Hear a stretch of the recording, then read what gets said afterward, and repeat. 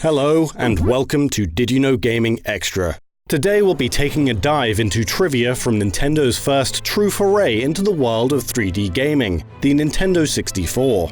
Before that though, this video is sponsored by Ubisoft. Might and Magic: Era of Chaos is an epic army battle strategy RPG set in the fantasy world of Might and Magic. The game takes place in the Kingdom of Arathia, with a massive story spanning 18 chapters and 255 story missions. Era of Chaos is a high-level strategy game that's hard to master, with victory depending on how you manage formations and prepare for battle. You'll lead huge armies into real-time battles, and use your hero spells and powers to turn the tide of battle. You can test your skills by competing against friends and players worldwide in PvP modes like Arena, Duel of Champions, and Duel of Heroes. You can even collect, train, and upgrade units from various classes to face tough bosses. The game also has events, weekly challenges, and daily tasks that reward players with rare items. If you're a fan of tough strategy games and epic storytelling, download Heroes of Might and Magic: Era of Chaos for free on Android and iOS devices. And if you'd like to play with us or other people in the community, sign up and leave your in-game IDs in the comments section below. Now, back to the video. If there's one thing the Nintendo 64 was good at, it was taking the Mario IP and adapting it to every genre imaginable.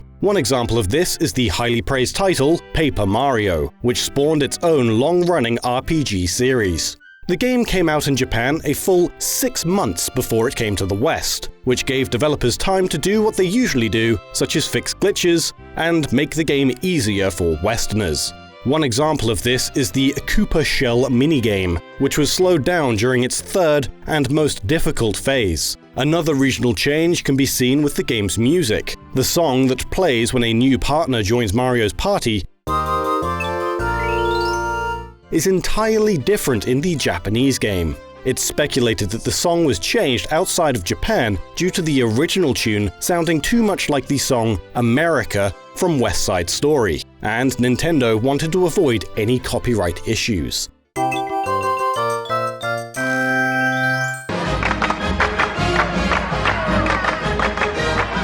Another iconic Mario game on the N64 is Super Mario 64. One interesting fact about the game's development was how the team tried to make sure the game would appeal to children, and that they would be able to get to grips with its mechanics. They did something often unheard of from Nintendo at the time, and had children playtest the title, with around 10 middle schoolers being given access to the Bob-omb Battlefield stage for half a day, while staff observed what the children did. One of these children was actually Miyamoto's son, Kenshi. Miyamoto stated, "My child was one of them actually, but seeing him try dozens of times over and over to get up this unclimbable hill, as a parent I couldn't help but think, geez, does this kid have any brains?" Afterwards, we asked the children what they thought of the game, and they said it was fun, and that they wanted to play it again. Another of Nintendo's titles, Excitebike 64, actually has a rather peculiar piece of unused data. Included at the end of the game's ROM is unused text, which is repeated multiple times to fill out any leftover space remaining on the game's cartridge. Clearly directed toward those who intend to dump and redistribute the game online, the text reads, "Please don't copy this game, that would be rude. Hey, what are you doing looking at this binary when you should be looking after my shed?" One of Nintendo's other driving games also has unused aspects. Mario Kart 64 originally had a vertical split-screen option in two-player gameplay, as well as horizontal. This cannot be seen without hacking it back into the final version, and the lap counter still appears in battle mode. Mario Kart 8 later managed to use vertical split-screen 18 years later. Another N64 game with unused content is Rare's Goldeneye 007. The terrorist multiplayer character cannot be found anywhere in the single-player game. However, the instruction manual for the game lists the Phantom weapon as a terrorist favorite, and the Phantom can only be found on the frigate level. The frigate level is also the only level with hostages, which would likely indicate the involvement of terrorists. This would suggest that the terrorist was once used as an enemy on the frigate, but was removed and kept in multiplayer. Speaking of Rare, before their buyout by Microsoft, many consider the apex of Rare's prestige to be during the N64 heyday. After GoldenEye's success, the company would go on to work on another mature first-person shooter created with their own story, Perfect Dark. The game was set to introduce many new, bold features which pushed the Nintendo 64, peripherals and all. And though the final product ended up being impressive in its own right, one particular feature which had a fair share of hype surrounding it would ultimately be cut before final publication. The Transfer Pack, a peripheral which was used for Pokémon Stadium, allowing for a Game Boy game to interact with the console from the back of the player's controller, was set to have some utility within Perfect Dark. Specifically, the Transfer Pack was to be used in conjunction with Nintendo's Game Boy camera, allowing players to snap photos of people's faces to have them mapped to a character's head. The feature was talked about extensively, being incredibly unique at the time, before the likes of more known titles using the concept, such as Tony Hawk Underground. The feature was talked about in gaming news outlets in the run-up to Perfect Dark's release, with Spin Magazine's December 1999 issue mentioning, perhaps in jest, though maybe insensitively, that it would allow players to blow jocks off of buildings with lasers. Unfortunately, the timing of this statement made it seem in poor taste, having been issued in the same year as the 1999 Columbine incident. According to a GameSpot article, Nintendo's Ken Lobb had told the press that it had been removed because of technical difficulties, though later, Rare's website would be updated to talk about the feature's removal, stating that it had been removed to avoid controversy during the game's release, and that the fully operational Game Boy camera feature within Perfect Dark has been removed from the software.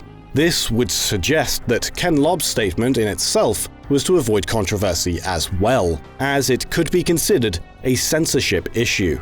One N64 game with an interesting history is the European exclusive Taz Express. For the Americans, or whoever didn't play the game, Taz Express was a simple puzzle platformer where Taz delivers various packages. The most interesting part of the game, however, can't even be found within it. The title originally began as a prototype called Vampire Circus. This was a gauntlet-style game full of vampires and zombies, where the player controlled a single character in a party of 5, with the rest being AI. Each character had different abilities, and players could switch between them. These characters could die to vampires, however, leading to strategic and hectic gameplay. Developers Z2 apparently got quite far with the Vampire Circus prototype, but when publishers Ocean Software were absorbed into Infogrames in 1996, Z2 were forced to work on a Warner Brothers property.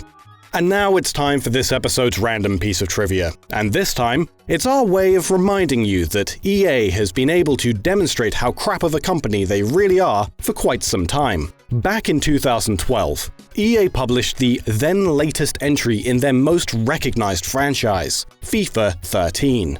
EA even proclaimed this was the biggest launch in the history of sports games at the time, selling 4.5 million copies in just 5 days of its release. It was one of the last titles that the gaming powerhouse would publish for Nintendo's aging Wii console.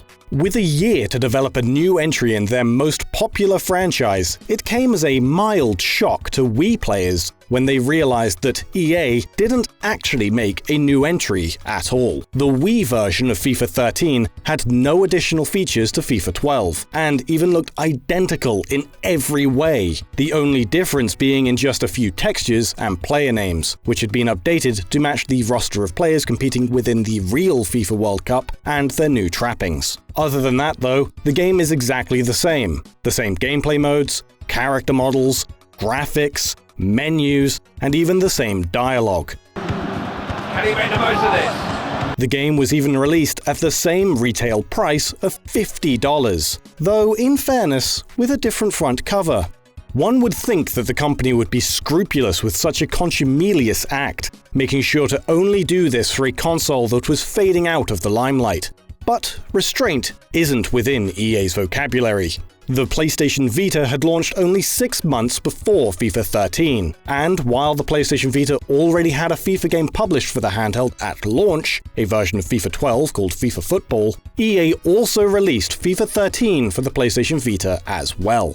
But, once again, EA of course simply updated the teams and nothing else, making 2 almost identical games published on the system in the same year.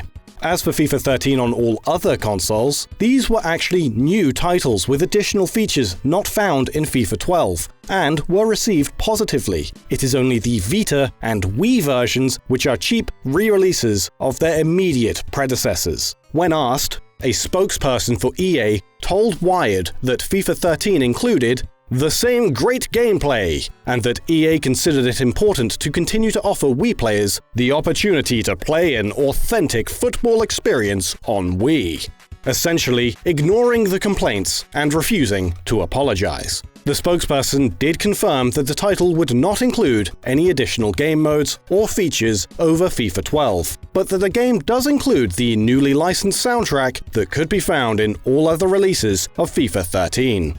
While the Wii had essentially reached the end of its relevance in the more active gaming community at the time, the FIFA series tends to continue releasing after the usual cutoff of new games being published for old systems. The main thing that EA didn't recognize is that if they didn't wish to develop new games for the redundant dying console, they shouldn't just simply sell an old one with a new lick of paint instead.